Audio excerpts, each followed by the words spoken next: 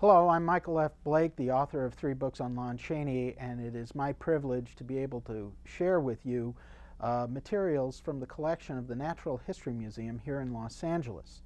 This all relates to Lon Chaney, but first a little explanation. The white gloves are not a fashion statement. They are required since we are handling very rare and very old material that I wear gloves for the safety of the material.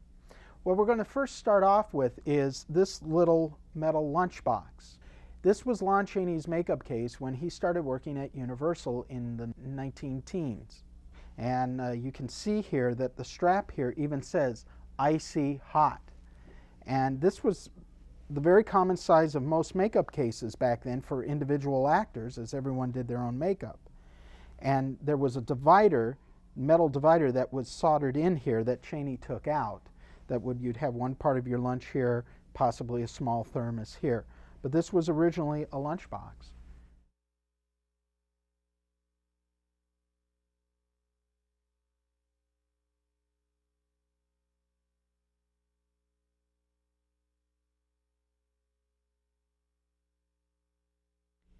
In order to play a double amputee, Chaney actually strapped his legs behind him, placed his bent up legs in these leather stumps, and walked on his knees. But there's a little bit of magic here within the costume. It wasn't just that simple. The pants themselves were very much oversized and only come down to about here. He would then place his bent up legs with the pants inside these leather stumps. The stumps would then be attached with this buckle with a belt around his waist. The upper portion of the chest, this vest also was oversized. He also wore a padded piece on his chest and then put the vest on to give a more fuller appearance on the chest. And then the coat, which again is oversized, and in the back has a much more wider swoop to help hide his bent up feet in the back. And one of the more unique things about this vest is a little tag on the back of it. The tag that reads Goldwyn Property means it belonged to the Goldwyn Studios wardrobe department. Shortly after Chaney's death in 1930, MGM donated this costume to the Natural History Museum. These are the crutches that Lon Chaney used in The Penalty. The upper portions here were padded for comfort. What's interesting is where he would rest his arms, that padding has all been compressed from the time of him standing on it. This is one of the stumps that Chaney used in The Penalty.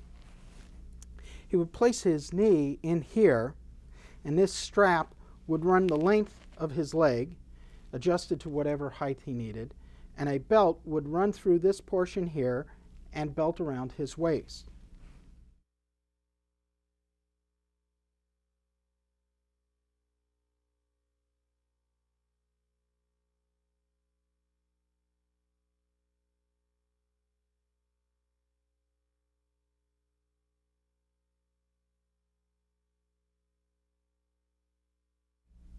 This wax head was what Chaney used to help create some of his cotton and collodion pieces.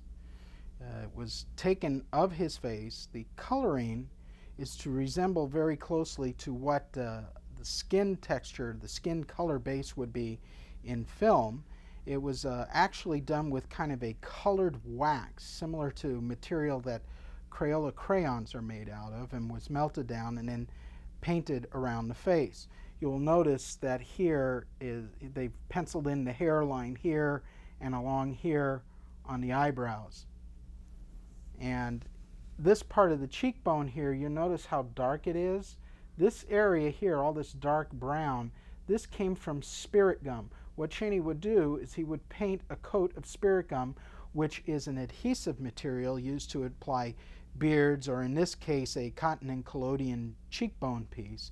He would then apply cotton into the area here, and then apply another coat of spirit gum or a coat of collodion, which was used like a sealer, and he would build up continual layers of cotton and a little more collodion till he achieved the finished result of the cheekbone that he wanted.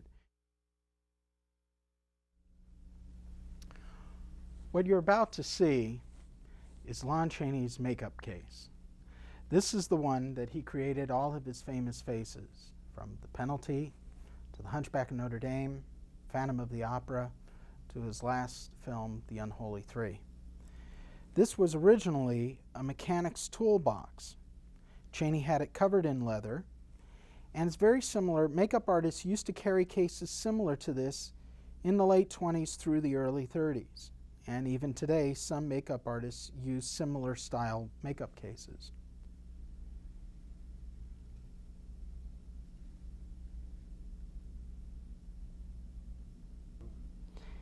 This is the blind eye that Chaney used for Road to Mandalay. You'll notice the red blood vessel looks to the eyeball here, and the dead white milky eye.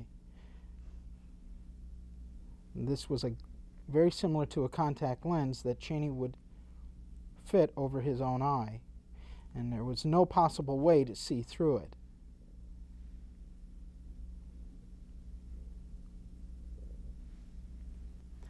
This brush here was used to take off the excess powder on the face. In the old days, actors used to carry a rabbit's foot in their makeup case, and the myth was that they carried it for luck. But actually, the truth is, they used the rabbit's foot to dust off the powder off their face or apply rouge or such items. Miner's Thus Paint, a greaseless face paint which produces a dull finish, no powder necessary. This was something that Chaney was using at the time of his death on The Unholy Three. This would have been his grease paint. It came in various tubes. This one is number 12, a light olive. These sticks here are made by Lichner. They are grease sticks, liner sticks, that Chaney would use for highlights, shadows, or possibly even base makeup. Unfortunately, the matches remind us that Chaney was a heavy smoker, which eventually caused his death. Over here we have assorted hairpins. This is a half-used tube of Max Factor's nose putty. And these metal pieces here were used by Chaney. You notice how the ends are carved down and hammered down to a fine point. They would be used by Chaney when you were doing something as extreme to old age. You'd use a mixture of nose putty and grease paint mixed together, and then you would simply use this as a carving material to cut lines in the putty for like crow's feet or other wrinkles in the face.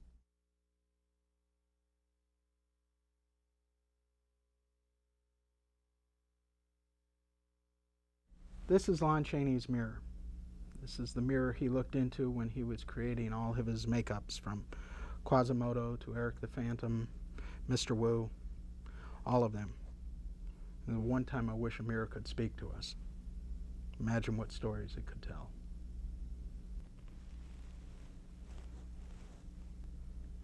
We'd like to thank the Natural History Museum for sharing some of their treasures with us, and I hope you've enjoyed seeing Chaney's makeup case as much as I have.